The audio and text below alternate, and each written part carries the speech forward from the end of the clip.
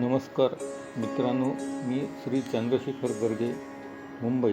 मागील 2 भागात श्री भगवद्गीतेच्या मराठी अनुवादाच्या अध्यायातील काही श्लोकांच्या तात्पर्यातील लेखनातून सामान्य मनुष्याने भगवान श्रीकृष्णांची मनन चिंतनाद्वारे भक्ती करावी व मनुष्यांचा उद्धार होऊन हा जन्म सत्कारणे लागावा या शुद्ध हेतूने व भगवंतांच्याच प्रेरणेने माझा हा लेखन प्रपंच सुरू आहे. अध्याय 10 ते 18. अध्याय 10 मध्ये भगवंत पुढे म्हणतात, सर्वोत्तम मानला जाणारा मार्गशीर्ष महिना मी आहे. युद्धातील विजय, पुरुषातील उद्योगी साहस, बलवानांमधील शक्ती मीच आहे.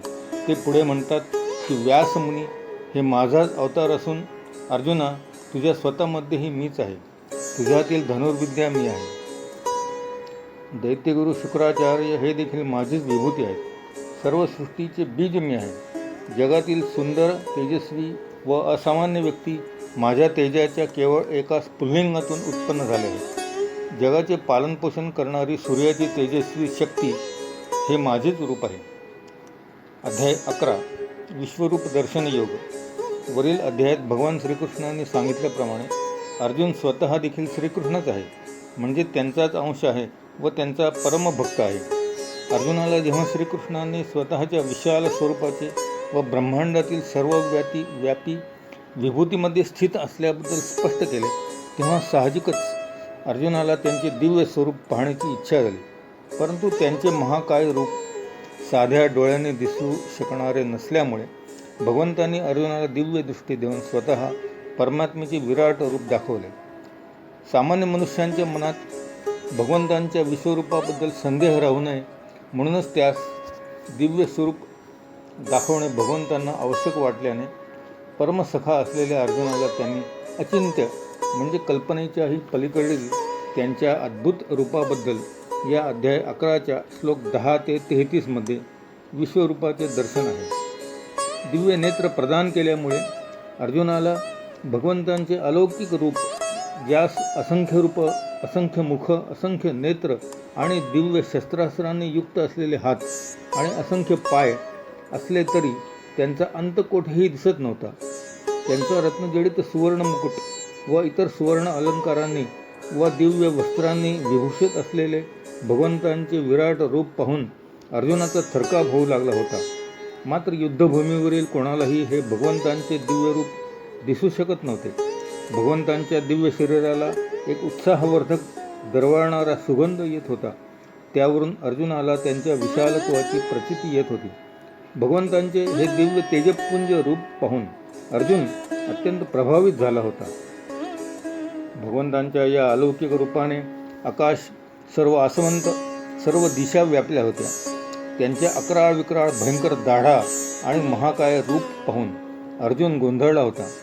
सर्व कौरव, भीष्म, द्रोण, कर्ण या मुख्य योद्ध्यांसहित कौरवांचे सैन्य भगवंतांच्या या असंख्य मुखातील दाढांमध्ये अडकून त्यांच्या मस्तकांचा चुराडा झालेला अर्जुनाला दिसत होता. भगवंत स्वतः कालरूपी यमदेवच असल्यामुळे व भविष्यातील सर्व घटना त्रिकाला बाधित असून भगवंतांच्या शक्ती व योजनेप्रमाणेच घडत असल्यामुळे सव्यसाची अर्जुनाला त्याने शत्रूला मारण्यासाठी तू केवळ निमित्त मात्र हो म्हणून सांगितले आहे. अर्जुनास हे सर्व असह्य होऊन त्याने भगवंतास त्यांच्या मूळ श्रीकृष्ण रूपात येण्याची विनंती केली. त्याप्रमाणे भगवान श्रीकृष्ण त्यांच्या द्विभुज मनोहारी रूपात प्रकट झाले व अर्जुनाला भयभीत स्थितीपासून शांत केले. त्यांच्या या सौम्य झालेल्या रूपाला बघून अर्जुनाने त्यांना पुन्हा पुन्हा नमस्कार करून मनपूर्वक क्षमा मागितली. याच अध्यायातील 47व्या श्लोकात म्हटले आहे की मानवी कल्पनेच्या पलीकडे असणारे हे भगवंतांचे दिव्य रूप आपल्या अतरंगा शक्तीने आत्मयोगाने प्रकट केले. श्लोक 55 मध्ये म्हटले आहे की जो भक्त मला आपल्या जीवनाचे परमलक्ष्य मानतो आणि सर्व प्राणीमात्रांशी मित्रत्वाने वागतो तो निश्चितपणे मला प्राप्त होतो. याच श्लोकाच्या तात्पर्याच्या लेखनात पुढे म्हटले आहे की भगवान श्रीकृष्णांना पत्र, पुष्प, फलम तोयम म्हणजे त्यांना एखादे फूल, पान, फळ किंवा थोडेसे पाणी अर्पण करावे अशी त्यांची इच्छा आहे. त्यामुळेच ते प्रसन्न होतात. अध्याय 12. भक्तियोग म्हणजेच भगवान श्रीकृष्णांची प्रेममयी सेवा. या अध्यायाच्या पहिल्या श्लोकात म्हटले आहे की भक्तियोग हा सर्वश्रेष्ठ योग असून जर मनुष्याला भगवंतांच्या सहवासाची इच्छा असेल तर त्याने भक्तियोगाचे पालन करणे आवश्यक आहे. जीवात्मा हा परमसत्याचा अंश आहे आणि म्हणून त्याने आपले आर्त ध्यान परमसत्यावर पूर्णपणे केंद्रित करणे अत्यावश्यक आहे. दुसऱ्या, 6व्या व 7व्या श्लोकात भगवंत म्हणतात, जे आपले मन माझ्या साकार रूपावर स्थित व स्थिर करतात आणि दृढ श्रद्धेने माझी सतत उपासना करण्यामध्ये संलग्न झालेले किंवा मग्न झालेले असतात ते माझ्या मते सर्वोत्तम आहेत. शुद्ध भक्त निरंतर माझ्या सेवेमध्ये मग्न झालेला असतो. कधीही तो जप करीत असतो, कधी माझ्या कथेचे वाचन किंवा श्रवण करीत असतो किंवा कधी तो माझ्यासाठी प्रसाद तयार करीत असतो. हे सर्व कर्मे म्हणजे माझी भक्तीच होय. त्यांचा मी जन्म मृत्यूरूपी संसार सागरातून उद्धार करतो आणि यातच जीवात्म्यांच्या जीवनाची परमसिद्धी आहे. श्लोक 8 मध्ये म्हटले आहे की जेव्हा भक्त हरे कृष्ण जप करीत असतो तेव्हा भगवान श्रीकृष्ण आणि त्यांची अंतर्मनाची शक्ती भगवंतांच्या जिभेवर नृत्य करीत असते. श्लोक 9 मध्ये भगवंत म्हणतात, भक्तांनी मला प्राप्त करण्याची इच्छा मनात उत्पन्न केली पाहिजे. सद्यस्थितीत बद्ध जीवनात इंद्रिय तृप्ती करण्यात भक्त रममाण झाल्यामुळे त्यांची इंद्रिये नेहमी अशुद्धच असतात, परंतु भक्तियोगामुळे इंद्रिय शुद्ध होऊन अशा अवस्थेत त्यांचा भगवंतांशी प्रत्यक्ष संबंध स्थापित होतो.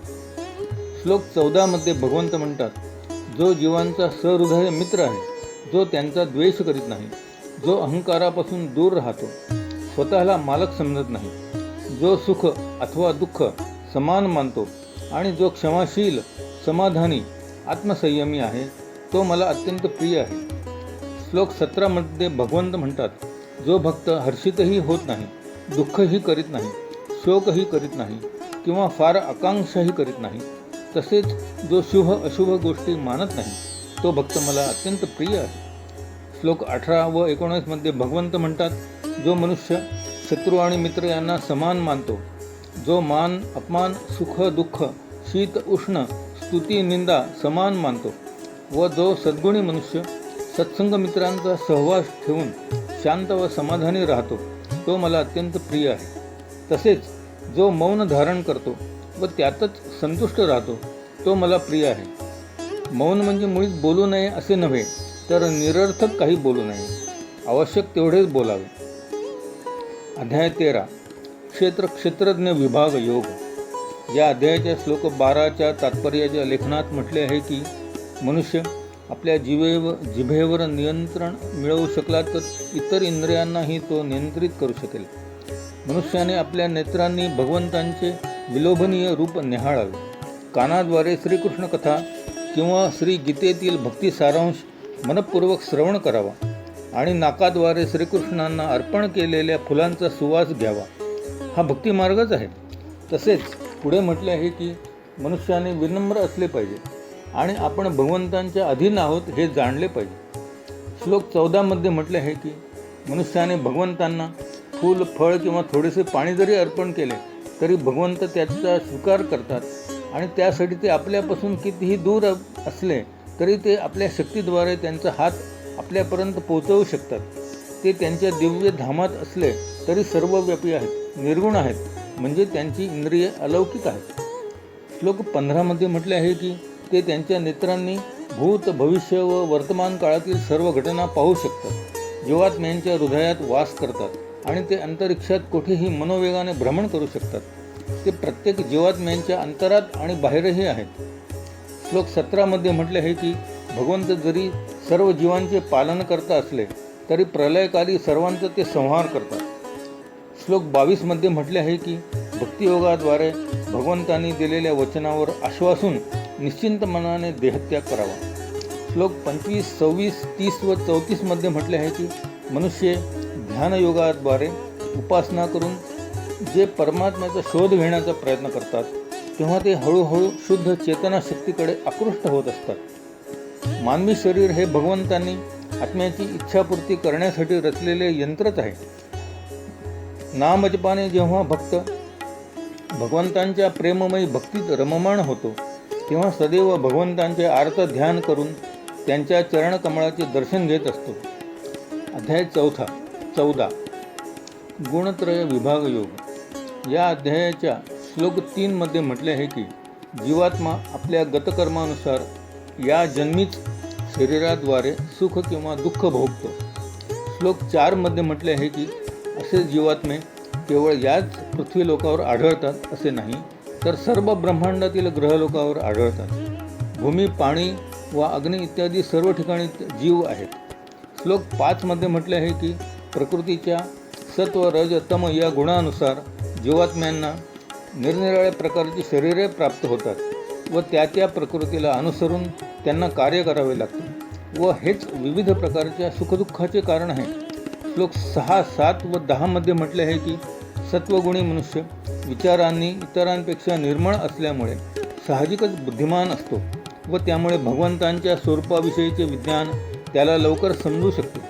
त्यामुळे बौद्धिक विकासाद्वारे मनुष्याने सत्वगुणांचा विकास केला पाहिजे, अन्यतः पुढील जन्मी मनुष्य योनीच प्राप्त होईल याची खात्री नाही.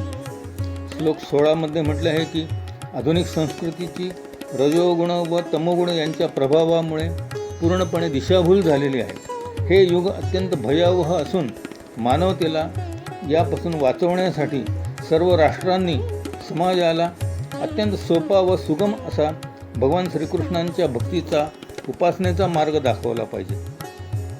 श्लोक 17 मध्ये म्हटले आहे की तमोगुणी लोक पशुवतच असतात.